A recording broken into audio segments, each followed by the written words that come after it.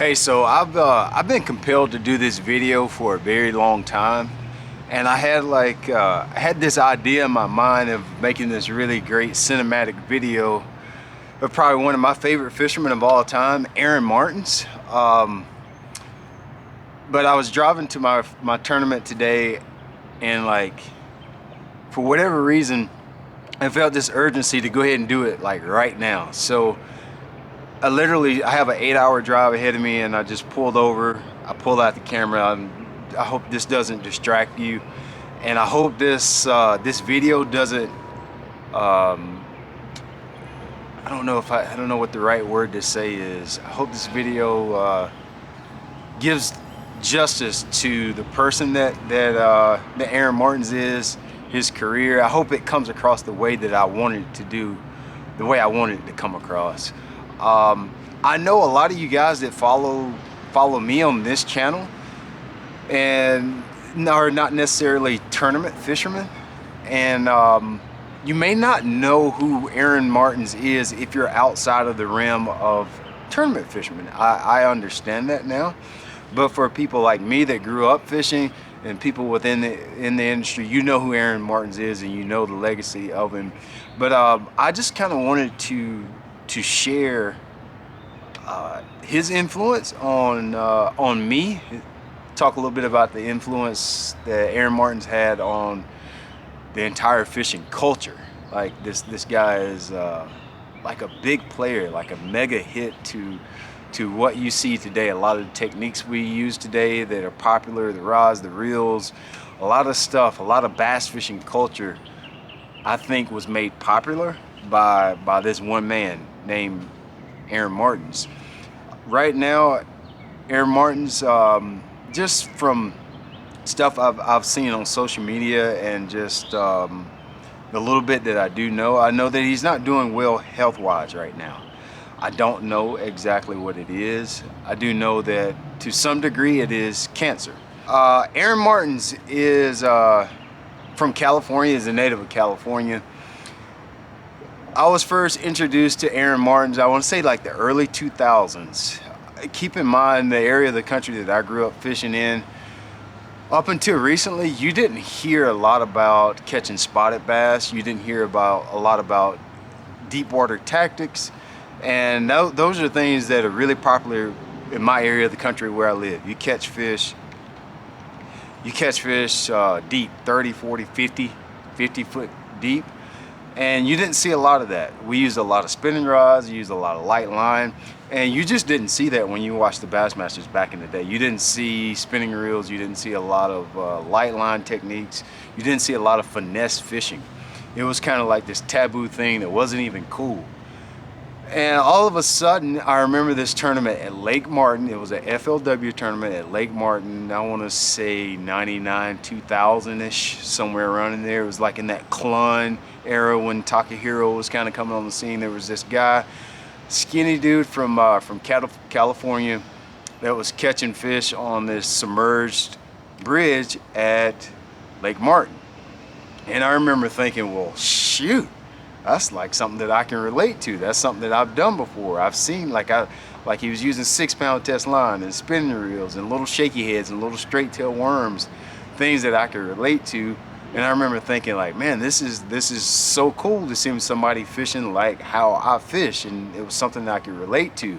So I instantly, I kind of gravitated towards this guy, this personality, and started following him and learning more about it. It was just great to see a technique, a way of fishing on TV that I could relate to. For so many years, I saw like the Denny Bryers, and I saw people throwing big baits and big stuff and flipping bushes and flipping docks. And we didn't have that where I lived. It was clear water, it was deep water. We had spotted bass, even our largemouth lived deep at that time. It was just a totally different culture of fishing than what you would see on TV when they would go to Mobile Delta or Okeechobee. Like, it was just totally different. So this guy comes along, Aaron Martens, and he's doing all the things that I know how to do. And like, fast forward until, you know, the classics that Aaron Martens almost won. Like, he was always doing things. He was fishing in a way that that was interesting to me, and that they kind of just related and resonated with the kind of fisherman that I wanted to be.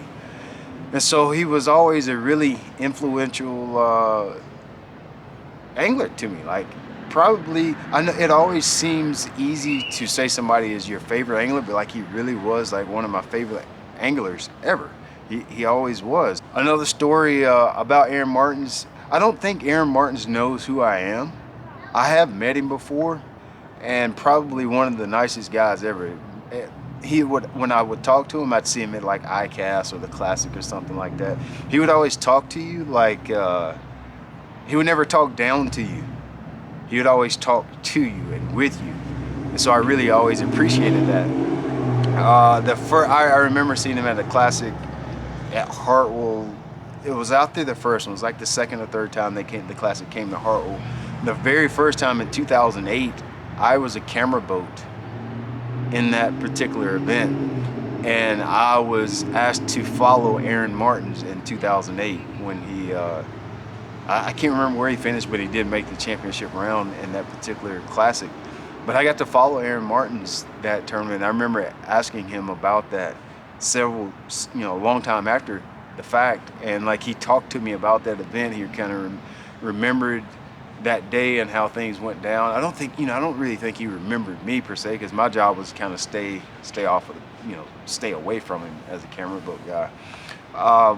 But that particular tournament had a lot to do with me. It kind of, I don't want to say swayed my decision to be a professional fisherman, but after that tournament, I was definitely, it kind of sparked a different fire for me to compete as a professional.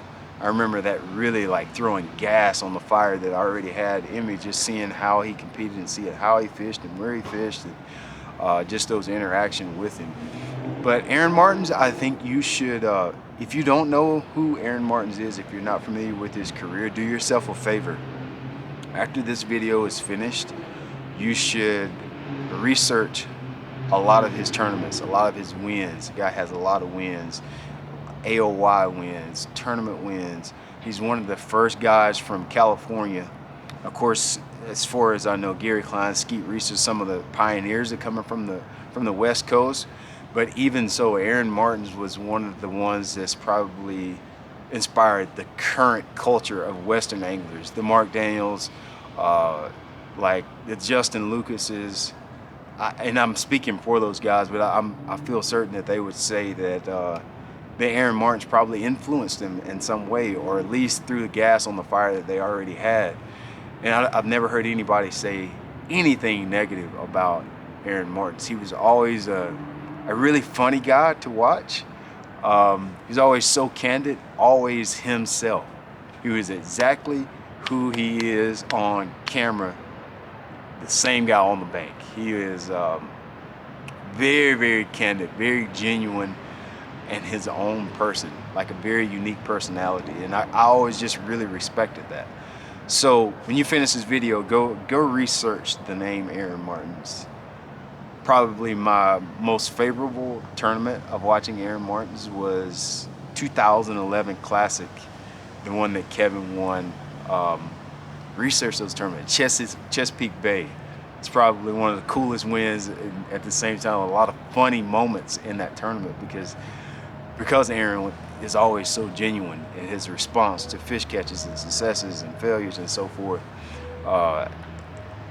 Just go look at that stuff. Like, I had in my mind, I wanted to take this video and cut up all that stuff and put it in here, but I just felt the urgency to just share with you guys how important Aaron Martens is to this little world of bass fishing, and inside my own little world of bass fishing.